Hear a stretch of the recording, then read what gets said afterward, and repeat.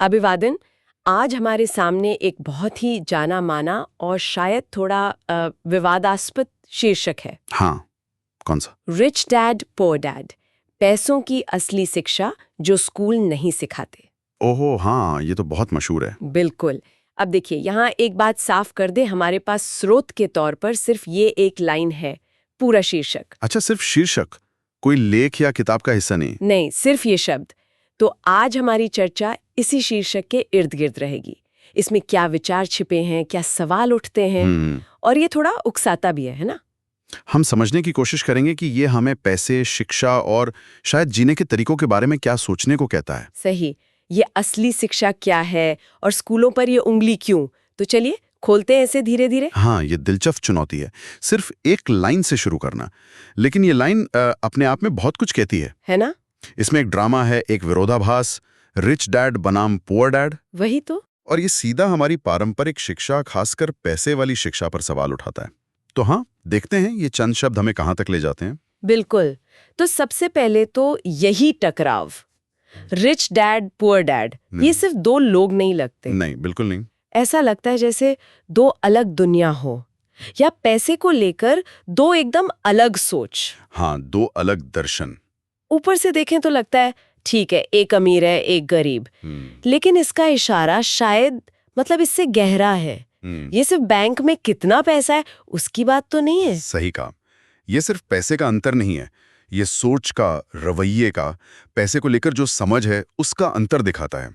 Poor dad शायद वो सोच है जिसे हम में से ज्यादातर लोग जानते हैं, पहचानते हैं। जैसे कि भाई अच्छी पढ़ाई करो, एक सुरक्षित नौकरी पकड़ो, मेहनत करो, हाँ, खर्चे काबू में रखो। बिल्कुल, और रिटायरमेंट के लिए बचाओ।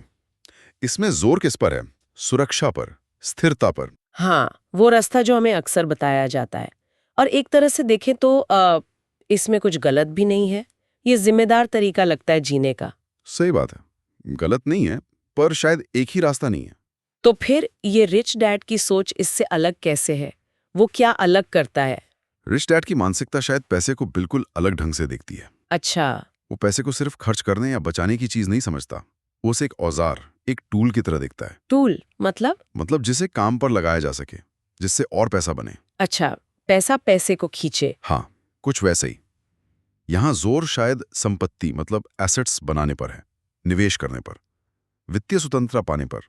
तो इसमें जोखिम भी होगा फिर? हाँ, इसमें जोखिम लेने की इच्छा, शायद थोड़ी उद्यमशीलता और पैसिव इनकम बनाने पर ज्यादा ध्यान हो सकता है। पैसिव इनकम यानी बिना ज्यादा मेहनत किए पैसा आता रहे। जी। तो ये सोच नौकरी ढूंढने के बजाय शायद नौकरी देने या पैसे से पैसा बनाने वाली है। तो ये असल में मानसिकता का फर्क ज्यादा है। बिल्कुल। एक तरफ सुरक्षा, धीरे धीरे बचत, दूसरी तरफ संपत्ति बनाना, और हाँ, शायद थोड़ा ज्यादा जोखिम उठाना। लेकिन क्या ये कहना ठीक है कि एक रास्ता सही है और दूसरा गलत, या ये बस अलग अलग पसंद है? देखिए, शीर्षक तो ऐसा लगता है जैसे कह रहा हो कि रिच डैड का रास्ता बेहतर है। हाँ, लगता तो है। पर असल जिंदगी में चीजें इतनी सीधी नहीं होती, काले और सफेद जैसी नहीं। दोनों के अपने फायदे हैं, अपने नुकसान हैं। अच्छा। पुअर डैड का रास्ता ज्यादा सुरक्षित लग सकता है, पर शायद उसमें पैसे की बढ़ोतरी धीमी हो। रिच डैड का रास्ता शायद तेजी से अमीर बना दे, पर उसमें जोखिम भी ज्यादा है, और जरूरी नहीं कि हर कोई उस रास्ते पर कामयाब हो या चलना भी चाहे। हाँ, ये भी है। पर दिलचस्प बात यह है कि ये शीर्षक हमें इन दो बिल्कुल अलग मॉडल्स पर सोचने को मजबूर करता है, और शायद ये सवाल भी कि हम खुद अनजाने में किस मॉडल को अपना रहे हैं। सही बात। और ये हुए लाटा है शीर्षक के अगले हिस्से पर, पैसों के असली शिक्षा। यहाँ असली पर इतना जोर क्यों? क्या मतलब है इसका? असली। क्या स्कूलों में जो मिलता है वो नकली है, या पैसों के मामले में काफी नहीं है? असली शब्द यहाँ शायद वो व्यवहारिक ज्ञान की तरफ इशारा कर रहा है जो हमें असल दुनिया में चाहिए। किताबों वाले ज्ञान से अलग। हाँ, शायद एकेडमिक या थ्योरी वाले ज्ञान से अलग।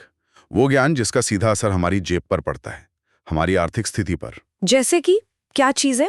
जैसे भाई बजट कैसे बनाना है और उस पर टिके कैसे रहना है। हाँ, ये तो मुश्किल है। बिल्कुल। फिर निवेश के अलग अलग तरीके क्या हैं? Stock, bond, real estate, mutual fund, ये सब काम कैसे करते हैं?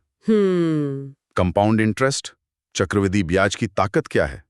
अच्छा कर्ज और बुरा कर्ज, इसमें फर्क क्या है? ये बहुत जरूरी है जानना। और शायद सबसे जरूरी, संपत्ति यानी एसेट और देनदारी यानी लायबिलिटी, इनके बीच का एकदम बुनियादी फर्क क्या है? मतलब वो सारी चीजें जो हमें रोज के पैसे वाले फैसले लेने में मदद करें। बिल्कुल। जैसे हो सकता है इतिहास की तारीखें याद रखना जरूरी हो, पर क्रेडिट कार्ड का ब्याज कैसे काम करता है ये जानना शायद ज्यादा असली या काम का है जब बिल आता है। आपने सही पकड़ा। असली शिक्षा शायद इसी व्यावहारिक समझ और हुनर को कहते हैं। ये सिर्फ जानकारी जमा करना नहीं है, ये पैसे को संभालने की सोच बनाना है, प्लान करना है, जोखिम समझना है, मौकों को पहचानना है। कोई उदाहरण देंगे? हाँ, जैसे ये समझना कि एक घर जिसे आप किराए पर देते हैं वो एक संपत्ति है, एसेट है। क्यों? क्योंकि वो आपकी जेब में पैसा डाल रहा है। ठीक है। जबकि एक महंगी गाड़ी जो आपने लोन पर ली है वो एक देनदारी है, लायबिलिटी है। क्यों? क्योंकि वो आपकी जेब से पैसा निकाल रही है। लोन की किश्त, रख रखाव, बीमा। अच्छा, ये एक बहुत ही बुनियादी पर बहुत ताकतवर असली सबक है। ये बातें तो वाकई में जरूरी लगते हैं। और यहीं पर शीर्षक का तीसरा और शायद सबसे बहस छेड़ने वाला हिस्सा आता है, जो स्कूल नहीं सिखाते। हाँ, ये तो सीधा निशाना है। ये तो हमारी पूरी शिक्षा व्यवस्था पर एक बड़ा सवाल है। क्या ये सच है? क्या स्कूल वाकई हमें ये असली पैसे वाली शिक्षा देने में पीछे हैं? ये एक बहुत बड़ी बहस है। पारंपरिक रूप से देखें तो स्कूलों का जो पाठ्यक्रम है वो एकेडमिक विषयों पर ज्यादा केंद्रित रहा है। हाँ, भाषा, गणित, विज्ञान, इतिहास। जी, और इन विषयों का अपना महत्व है, इसमें कोई शक नहीं। ये हमारी सोचने समझने की शक्ति बढ़ाते हैं, दुनिया की समझ देते हैं। बिल्कुल। लेकिन आलोचक कहते हैं कि जब बात आती है पर्सनल फाइनेंस की, निवेश की बुनियादी बातों की, टैक्स कैसे काम करता है ये समझने की, या फिर उद्यमिता मतलब अपना काम शुरू करने के हुनर की, हाँ, तो पाठ्यक्रम में अक्सर एक खालीपन सा लगता है। ऐसा लगता है जैसे स्कूल हमें नौकरी करने वाला यानी कर्मचारी बनने के लिए तैयार करने पर ज्यादा ध्यान देते हैं, जैसा पुअर डैड की सोच में था। अच्छी पढ़ाई करो ताकि अच्छी नौकरी मिले, लेकिन वो हमें नौकरी देने वाला यानी मालिक या निवेशक बनने के गुण सिखाने में शायद पीछे रह जाते हैं। ये एक आम राय है। स्कूल हमें किसी एक फील्ड में माहिर होना सिखा सकते हैं, हाँ, लेकिन वो शायद हमें पैसे को संभालने या उसे बढ़ाने की वो पूरी समझ नहीं दे पाते। हो सकता है स्कूल गणित में ब्याज निकालना सिखा दें। हाँ, सिखाते हैं, पर शायद ये नहीं सिखाते कि इस ज्ञान को असल जिंदगी में निवेश का फैसला लेने या कर्ज के जाल से बचने के लिए कैसे इस्तेमाल करें। शीर्षक का ये हिस्सा इसी कमी की तरफ इशारा कर रहा है। लेकिन यहाँ एक और सवाल है, क्या ये स्कूलों की जिम्मेदारी होनी भी चाहिए? अच्छा सवाल है। क्या उनके पास पहले ही इतना कुछ नहीं है सिखाने को? और अगर सिखाना भी है तो कौन सी सोच सिखाएं, रिच डैड वाली या पुअर डैड वाली?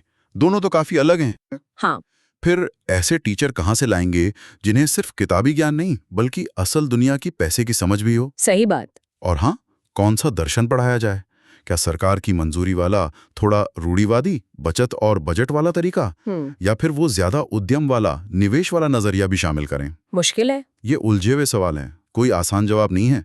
लेकिन ये शीर्षक कम से कम इस बहस को तो छेड़ता ही है कि क्या हमारा मौजूदा सिस्टम हमें जिंदगी की आर्थिक सच्चाइयों के लिए पूरी तरह तैयार कर रहा है? तो अगर स्कूल ये असली शिक्षा नहीं दे रहे हैं, जैसा कि शीर्षक कहता है, हाँ। तो फिर लोग इसे सीखते कहाँ से हैं?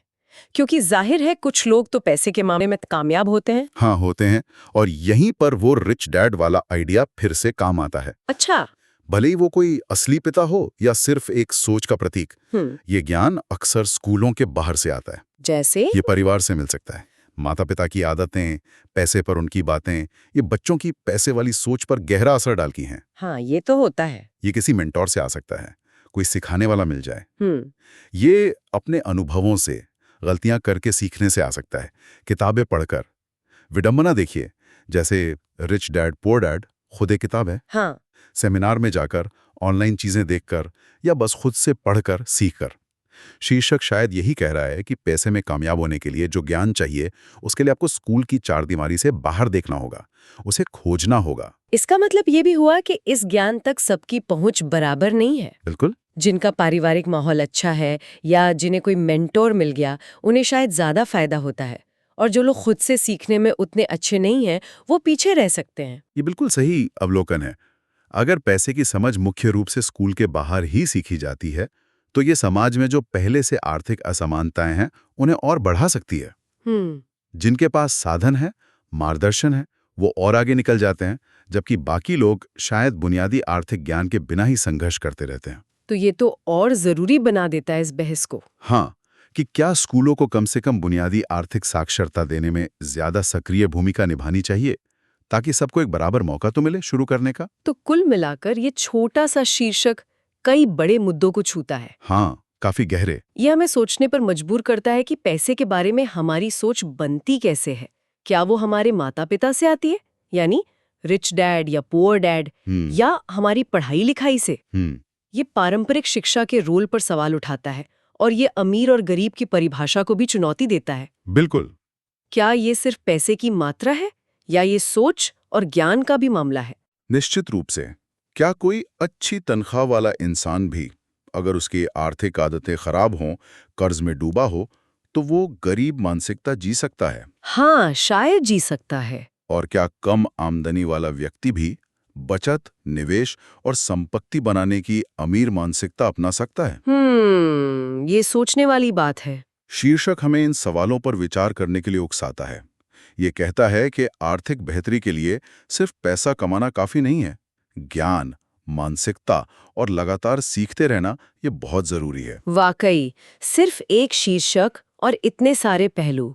हमने देखा कि कैसे ये रिच डैड बनाम पुअर डैड के जरिए दो अलग आर्थिक नजरिए सामने रखता है। जी। कैसे ये असली शिक्षा यानी व्यावहारिक आर्थिक ज्ञान के महत्व पर जोर देता है। हाँ। और कैसे ये स्कूलों की भूमिका पर एक अहम सवाल खड़ा करता है। ये सिर्फ हिसाब किताब नहीं, ये जिंदगी जीने का एक तरीका है। हाँ, और ये हमें एक आखिरी लेकिन बहुत जरूरी सवाल के साथ छोड़ जाता है। क्या अगर हम मान लें कि शीर्षक का दावा सही है और स्कूल हमें वो असली शिक्षा नहीं दे रहे हैं जिसकी हमें जरूरत है, तो फिर इस ज्ञान को पाने की जिम्मेदारी आखिर है किसकी?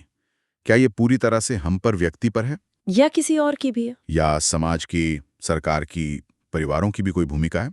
और सबसे जरूरी, कोई इंसान इस असली शिक्षा को ढूंढे कहाँ और कैसे? ये एक ऐसा सवाल है जिस पर शायद हम सभी को सोचना चाहिए, खासकर आज की दुनिया में जहां पैसे से जुड़े फैसले हमारी जिंदगी के हर हिस्से पर असर डालते हैं। सही बात है। पैसे के बारे में सीखना शायद सिर्फ अमीर बनने के लिए नहीं, बल्कि एक ज्यादा सुरक्षित, जानकारी भरी और कम तनाव वाली जिंदगी जीने के लिए भी जरूरी हो सकता है। इस शीर्षक ने वाकई हमें सोचने के लिए बहुत कुछ दिया है।